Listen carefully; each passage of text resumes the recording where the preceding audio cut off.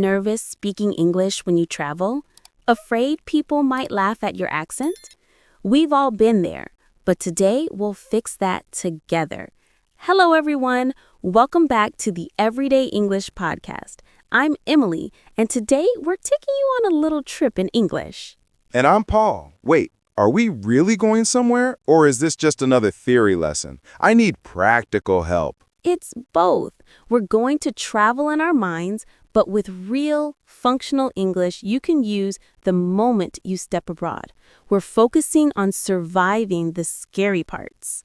Okay, now you got my attention. Where do we start? Airport, hotel, or somewhere with delicious street food? Airport first, because that's where every journey begins. And let's be honest, sometimes where the most stress happens. Getting through security can feel like a pop quiz. True, I once almost missed a flight because I completely didn't understand the rapid-fire instructions the staff was giving at the check-in counter. It was a disaster. Perfect example. Let's help everyone not go through that. So let's talk about English at the airport, check-in, and security. All right, I'm ready. I'm holding my passport, my carry-on, and a little bit of fear. Don't worry, Paul, you'll be fine. Okay, first phrase, simple and polite. I'd like to check in, please. Easy, professional, and clear. Got it. I'd like to check in, please. What happens next? They might ask, may I see your passport? Or, do you have any luggage to check, right? Exactly. And you can answer simply, yes, one suitcase. Or, no, just this carry-on. Yes, one suitcase. Nice. It's short, simple, and sounds confident, even if your knees are shaking. Confidence is key. Even if your accent isn't perfect, speak slowly, clearly, and remember to smile.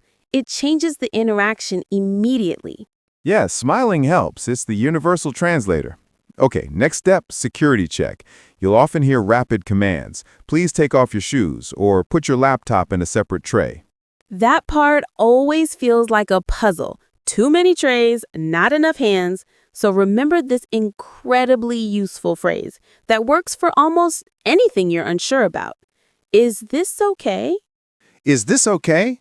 I like that. It works when you're not sure if your travel size toothpaste is allowed or if your bulky jacket needs to come off. Exactly. Simple, polite, and safe. But here's the most critical part, Paul. What if the officer asks a complex question fast and you completely miss it? Great question. I usually just nod and hope for the best. Never nod. Just say this one sentence. It is your ultimate survival phrase. Sorry, could you repeat that, please?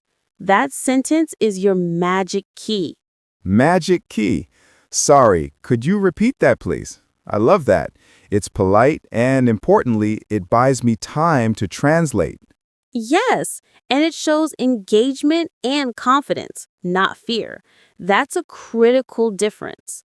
Another common question at passport control is, what's the purpose of your visit? Classic. I froze on that one once. You can answer with one of these clear options. I'm here on vacation. Or, I'm traveling for business. That's it. I'm here on vacation. Okay, that feels safe and easy to remember. You see, it's all about being ready for the common questions. We're removing the surprises. Now, a little pro tip from my experience. When the officer says, have a nice flight, resist the urge to say, you too. Wait, why not? I always say, thank you, you too. Because they are working, they aren't flying. It's a tiny, funny mistake that native speakers make too, but a more accurate response is just, thank you very much, have a great day. That's a good point. Mistakes make great stories later, but a smooth response is better in the moment. Exactly. Okay, time to board the plane. You've made it through security. Now we're in part 2, on the plane. Oh boy. Tight seats, crying babies, and the flight attendant walking toward me ready to take a drink order. What do I say? Start with kindness. Always smile and say hello. For request, be direct and use the conditional could I have. You can ask, could I have some water, please? Or, could I have a blanket, please? Oh, that's what I need when the air conditioning feels like Antarctica. Good one. Another crucial phrase is finding your location. Excuse me, where is my seat? Or, even better, could you help me find 12A? Specifying the row number saves time. Okay, that's useful. What about mealtime? They'll probably ask, chicken or pasta? Or, would you like something to drink? I always panic when they ask too fast. Then say, sorry, could you repeat that? See, magic key again. You can use it everywhere. Ah, yes, my survival sentence. I'm putting that on a t-shirt. Also, when you want to go to the toilet, but someone is blocking your way in the aisle, how do you move them politely? You say, excuse me, may I pass? This is standard polite English. I usually just smile awkwardly and hope they understand my desperate eyes. Well, words work better, Paul. Practice that one. Excuse me, may I pass? Easy.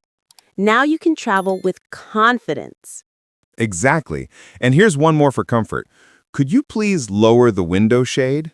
Or if your entertainment system is broken, excuse me, my screen isn't working. Perfect. And when you land, one small act of gratitude leaves a great impression. You can say, thank you for your service. I like that. It feels nice to say thank you. Gratitude always makes the world softer. That's true. Okay, we've landed. What's next? Next stop is the hotel. Finally. But before we unpack our bags, let's take a deep breath. You made it this far. That's progress. From check-in panic to airplane confidence. That's a win for today's lesson. Exactly. I feel like I'm improving just by listening. Even one new phrase is a step forward. So, friends, repeat with us. I'd like to check in, please. And could you repeat that, please? Those are your magic travel keys. Keep them safe in your English backpack. I love that. The English backpack. So, are we ready for hotel adventures in the next part? Absolutely. Welcome to part 2 of our travel journey. You've arrived at your destination. It's time to check in at the hotel. Finally, after a long flight, I just want a shower, a bed, and maybe 10 hours of sleep. I know the feeling, but first we need to talk to the hotel receptionist. Okay, so what's the first thing I say to sound like a professional traveler? Start with a friendly greeting and state your purpose. Good evening. I have a reservation under Paul Miller. Got it. Good evening. I have a reservation under Paul Miller. That sounds very polite. Yes, polite and clear. Pro tip. If you are walking in without a booking, the key phrase is, do you have any rooms available tonight? That's super useful.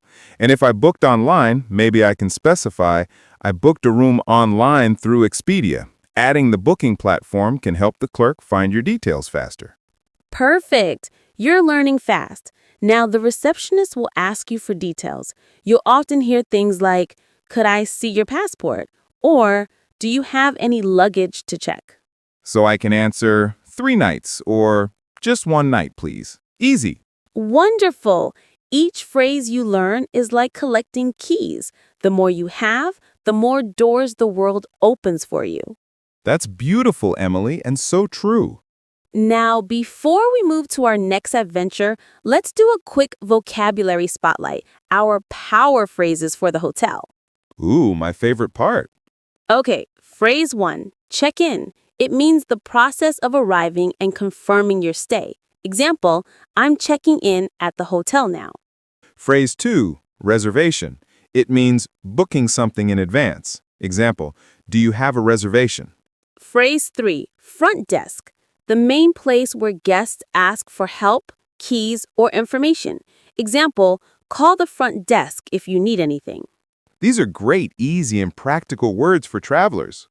Now, one more travel tip. When you speak English abroad, people may have different accents from Ireland, India, Australia, or America. Don't worry if you don't understand every word. Yes, just say, sorry, could you say that again? No shame, no fear. Use that magic key. Exactly. Learning a language is not about being perfect. It's about being brave.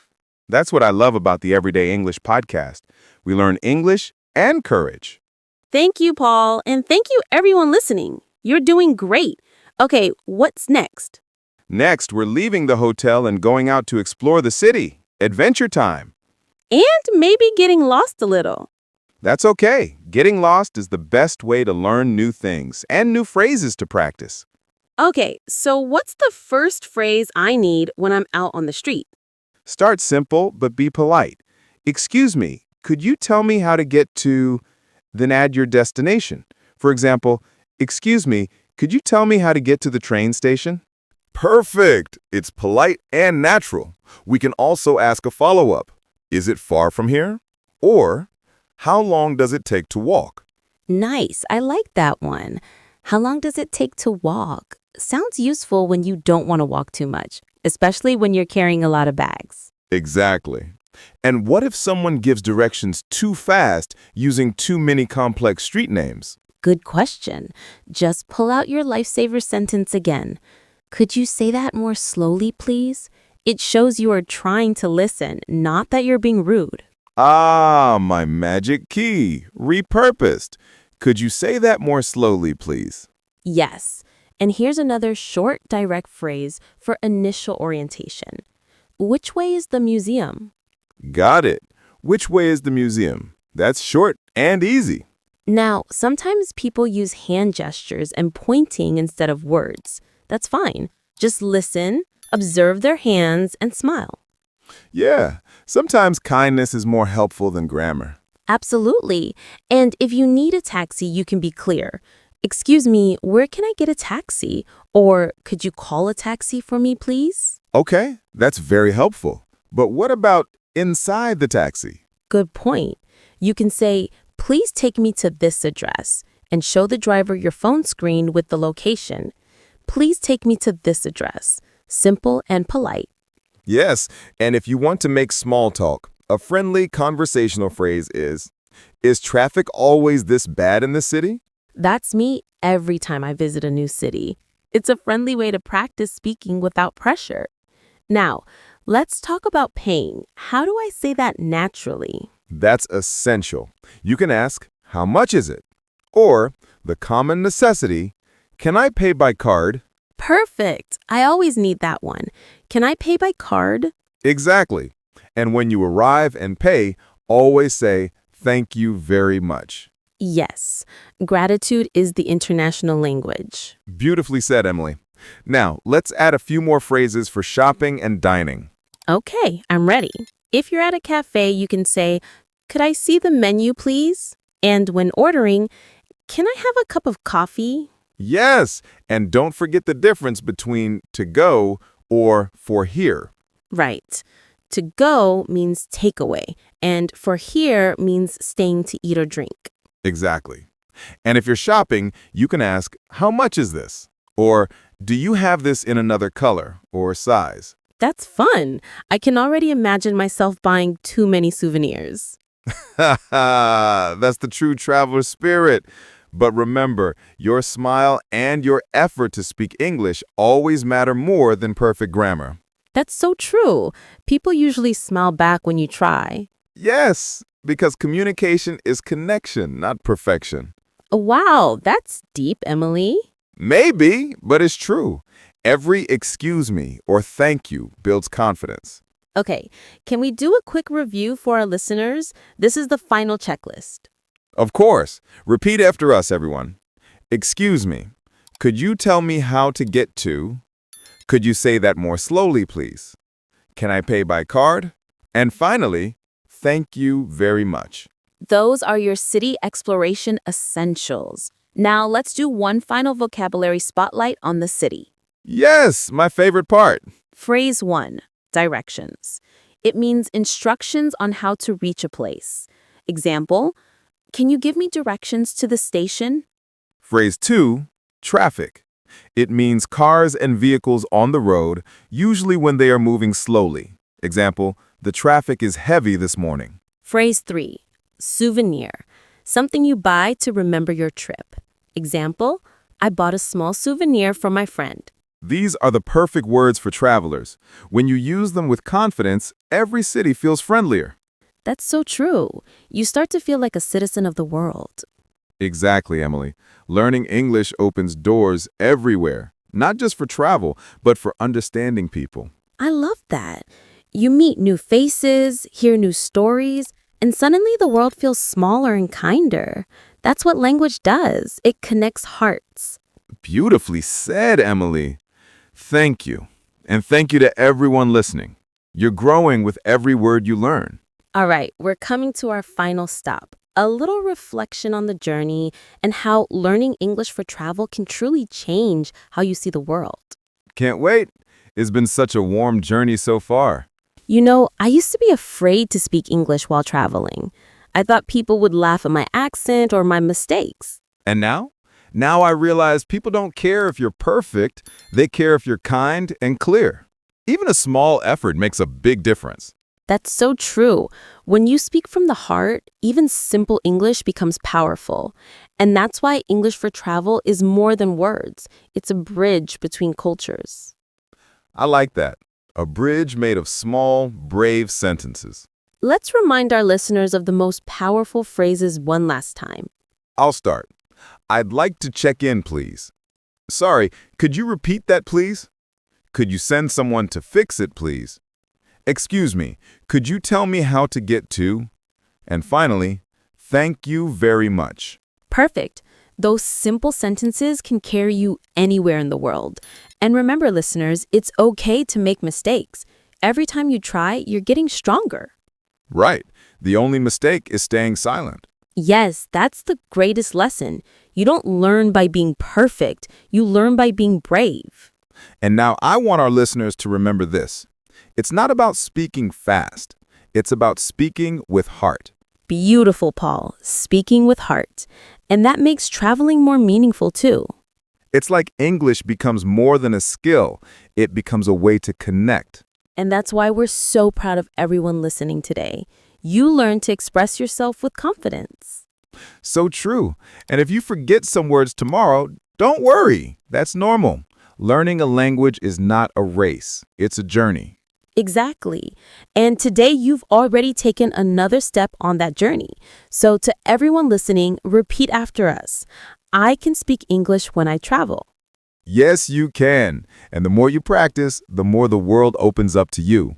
So keep learning, keep exploring, and keep believing in yourself, because one sentence today can lead to one new friend tomorrow. All right, everyone, that's all for today's episode. If you enjoyed this journey with us, insert CTA for Everyday English Podcast. And comment below, what's one travel phrase you'll use next time you go abroad? We love reading them. Remember, your English doesn't need to be perfect to be beautiful. The courage to speak is already success. So pack your words, wear your confidence, and go see the world with English and a smile. Thank you for lining with us today. Until next time, stay curious, stay kind, and keep growing. Safe travels, everyone. Bye-bye.